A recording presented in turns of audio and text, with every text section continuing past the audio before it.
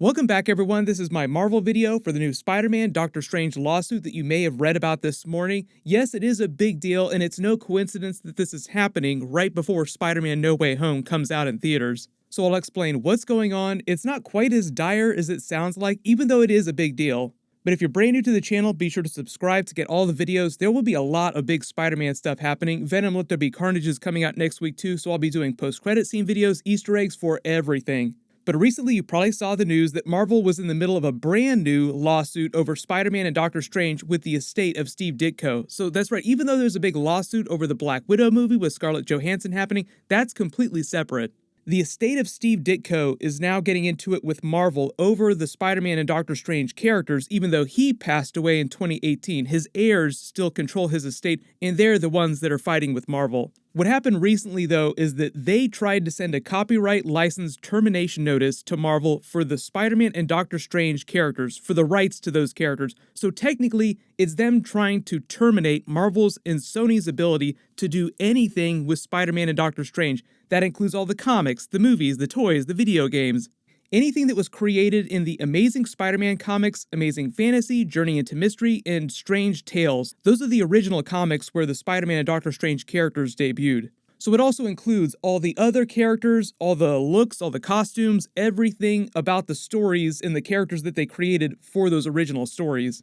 So this would mean that if the Steve Ditko estate were successful in actually terminating Marvel's copyright ability to use the stuff from those comics, Marvel and Sony would lose the ability to use Peter Parker's Spider-Man, Aunt May, all of his core characters and villains like the Sinister Six villains, Spider-Man's costume, and the same thing for the Stephen Strange, Doctor Strange character, and other core characters and villains and details from the Doctor Strange comics. So they wouldn't be able to use those characters in the movies or the TV shows too. This isn't just a comic book thing. So yes, it does sound like a big deal, kind of. Like they're basically shooting a giant warning shot over Marvel's bow.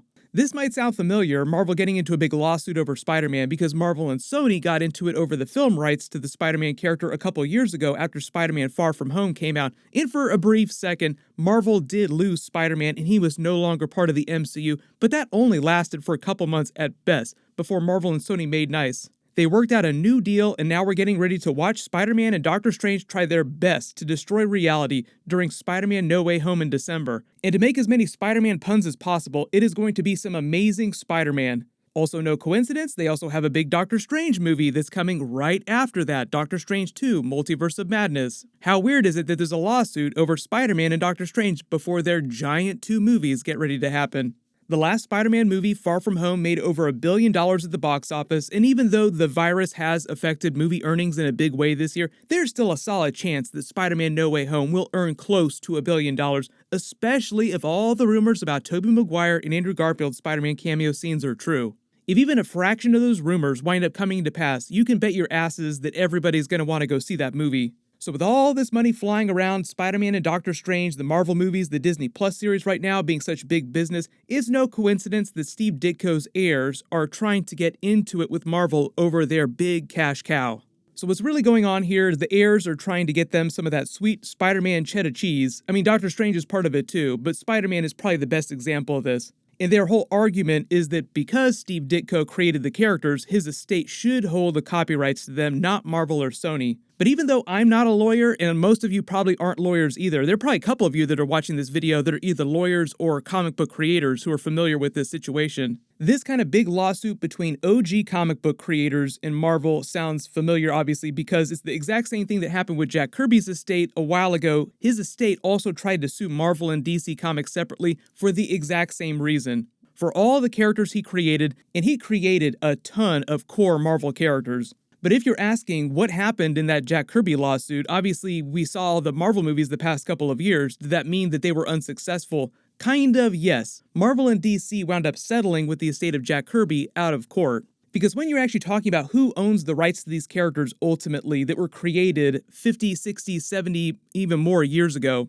it gets a little complicated. So if you're not familiar with how the rights for all these huge comic book characters actually work, originally what happened when they were all created back in the 1920s, 30s, all the way up to present day, people like Stan Lee, Steve Ditko, Jack Kirby, the rest of the OG creators were what you would all call work-for-hire employees for Marvel and DC, the big publishers back in the day. meaning that their contracts at the time originally said that they were supposed to create some new comics, new characters in those comics, and for that work they would get paid a fee, a salary. And everything that they created was going to be the property of Marvel and DC. And at the time they were created, like back in the 1960s, if we're talking about Spider-Man, the amount of money that they were paid to create those characters and write these comics was just the going rate for typical publishers of that era. Even if you adjust for inflation, they weren't paid a ton of money. So Stan Lee and Steve Ditko wind up creating Spider-Man and Doctor Strange in 1962 and 1963 respectively, and everybody loves them. The comics sell super well. They go on to have very successful careers working at Marvel, making more comics, creating even more characters. And for the most part, their contracts stay the same for that whole period while they're creating all these giant comic book characters. They get paid their fees, but at the time, it's just not a ton of money. But here's the thing. This is where all the lawsuits from Stan Lee, Steve Ditko, Jack Kirby, the other OG comic book creators start. The really big lawsuits. Back in the day when they created those characters originally, they were only paid their fees, very small fees at that, and their contracts did not take into account any potential future movies, TV shows, toys, or even video games that Marvel would wind up making in the future. Like, we paid you 50 cents to create Spider-Man, and you created Spider-Man, we paid you the 50 cents, so the contract has been served. We don't owe you any more money for Spider-Man. So now when Marvel started making a bunch of extra money on the movies, the TV shows, the toys, the video games, because none of the contracts for these comic book creators explicitly said that they were supposed to earn extra money if the characters got used in different new formats. So Marvel, for example, never paid them extra money. So for example, even though the Tobey Maguire Spider-Man movies back in the day earned billions of dollars, Steve Ditko didn't get an extra penny from any of that.